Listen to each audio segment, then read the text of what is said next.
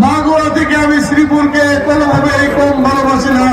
আমি আপনাদের সন্তান, আমি আপনাদের উন্নয়নে যে সমস্ত পদক্ষেপ নিতে চাই তা একটু সংক্ষেপে বলতে চাই।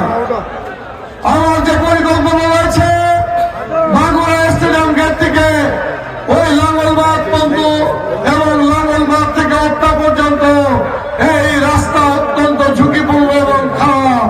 এই রাস্তাকে অবশ্যই 4 লেনে উন্নীত করা হবে। আমি এর আগে বলেছিলাম আমি একটি এগ্রো বেস্ট কারিগরি বিশ্ববিদ্যালয়ের স্বপ্ন দেখি।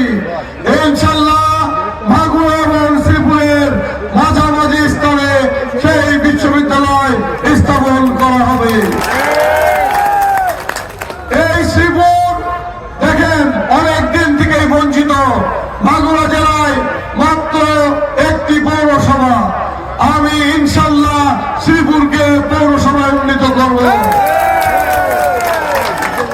আপনারা জানেন গড়াই নদীর ভাঙনে আমরা শ্রীপুরবাসী অত্যন্ত